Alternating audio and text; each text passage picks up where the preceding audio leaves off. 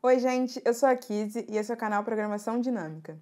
No vídeo de hoje, a gente vai continuar a nossa análise de duas questões do questionário de indicadores socioeconômicos dos microdados do Enem de 2018. Se você está chegando agora no canal, não deixe de conferir os outros vídeos que a gente tem aqui. Você vai encontrar outras aulas comigo, aulas com o Alisson e também discussões que a gente faz sobre tecnologia. Quem assistiu o último vídeo sabe que a gente parou nesse ponto aqui e que a gente fez uma descoberta interessante olhando para o conjunto global dos candidatos que fizeram o Enem em 2018, de que a escolaridade dos pais, mais precisamente do pai e da mãe separadamente, influenciam bastante no desempenho dos alunos.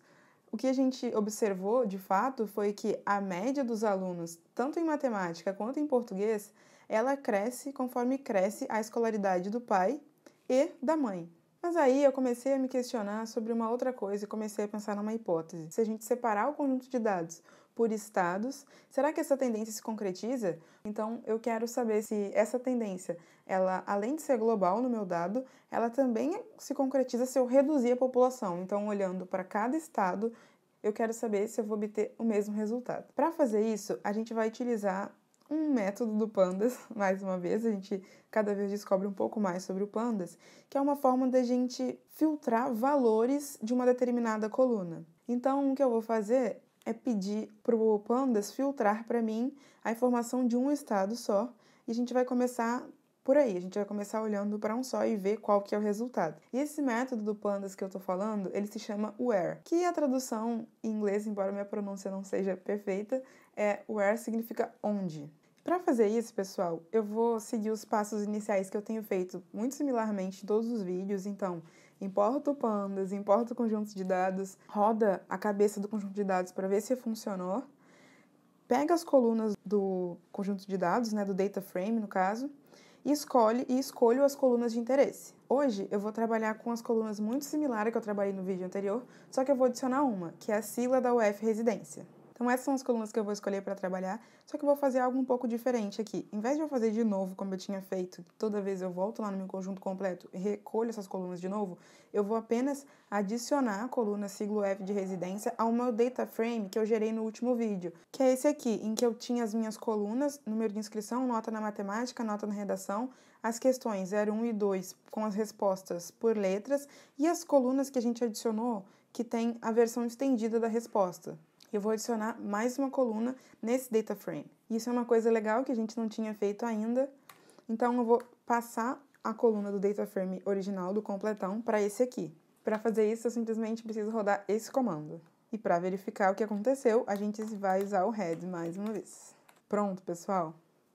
Tá lindo. Certo, então agora, de fato, a gente vai usar o método WHERE. Eu vou usar o código muito similar ao que eu tinha feito da outra vez. E aqui eu vou ensinar mais um hack para vocês, que no Python, se você simplesmente pular a linha, aqui ó, a gente estava .filter.groupby. Normalmente a gente fazia tudo numa linha só que eu quero pular para a próxima linha para que vocês consigam enxergar melhor e eu também. Só que se eu simplesmente der Enter e rodar, você vai ver que ele me dá um erro, porque ele espera que o comando seja uma coisa única. Mas existe uma forma de fazer isso, que é adicionar uma barra no final da última linha, que ele vai entender como uma continuidade. Então, se eu rodar agora, você vai ver que vai funcionar. Pronto. Esse aqui foi o comando que a gente rodou no último vídeo, em que a gente seleciona, agrupando pelo grau de escolaridade da mãe. Então, a questão 2, ela é uma questão que pergunta qual é o grau de escolaridade da mãe ou da mulher responsável por você, por candidato, e ele responde com as letras A até H, que correspondem a essas respostas aqui. Esse ponto todo e os detalhes sobre isso você pode conferir no vídeo anterior. Mas a partir daqui, o que eu quero fazer é, aqui eu estou olhando para o meu conjunto global, então a média na redação para todos os candidatos que fizeram o Enem em 2018. Mas se eu quiser olhar só para o estado do Rio de Janeiro, então a gente pode usar o WHERE, como eu já mencionei algumas vezes, e aí a gente escreve WHERE, a gente tem que passar uma condição para ele. E a nossa condição vai ser a informação que está na coluna SG_UF_residência tem que ser igual a RJ. RJ é uma palavra, uma string, então tem que botar assim. Bota a barra no final para não dar erro e a gente pode rodar. Pronto, pessoal. Esse WHERE ele é uma dica muito simples e eu acho que é muito legal você aprender isso e aprender a testar, porque você consegue lidar com o seu conjunto de dados de várias formas.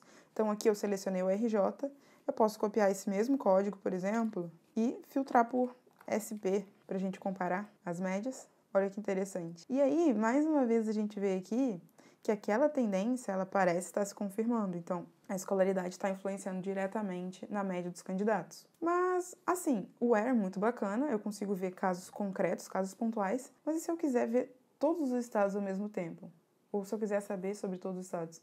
Será que eu vou precisar usar o where para cada um? Para olhar mais de um estado, na verdade, o que a gente pode fazer é um group by com 2 termos. E acho que isso é uma coisa que a gente não tem feito tanto, então vai ser legal a gente aprender a fazer isso agora.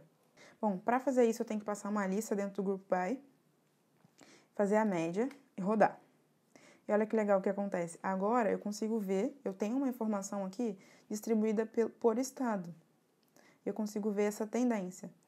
Mas, como a gente tem 27 estados, você vê aqui até que tem os 3 pontinhos. É difícil visualizar tudo isso ao mesmo tempo. E aí que vem uma ferramenta interessante, que a gente vai usar o Matplotlib para nos ajudar nessa forma de visualização, que eu vou fazer um gráfico para tentar ver a tendência, assim como eu fiz naquele vídeo para olhar a tendência do conjunto global, que a gente viu que era linear, agora eu quero ver a tendência por estado, e aí vai ficar muito mais bacana. E para isso, como eu falei, a gente vai usar o Matplotlib, que é um pacote justamente para fazer gráficos e que nos ajuda a visualizar informações. Então eu vou importar. Bom, e por que exatamente eu tenho que importar o Matplotlib se no vídeo anterior eu não fiz isso? Eu vou te mostrar exatamente o porquê. Porque se eu fizer o que eu fiz no vídeo anterior, que eu vou chegar simplesmente e usar o plot, olha o que vai acontecer. Ele me deu um gráfico bem pequeno que eu não consigo ver direito. Então, com o Matplotlib, e isso já é um adiantamento que eu estou dando para você, porque depois a gente vai ter um vídeo focado em Matplotlib, eu consigo aumentar essa janela. E é justamente o que eu vou fazer. Bom, e aí, pessoal, o gráfico ficou assim, ele ainda tá um pouco feinho. Por exemplo, aqui embaixo a legenda, como ele é aquela forma por extenso, tá muito grande. E aí, a gente vê que é um pouco útil ter aquela coluna, que é 002, que tem as letras ao invés do valor extenso do nosso dicionário. E o que eu vou fazer aqui, para a gente poder visualizar melhor, é substituir esse nome por aquelas letras.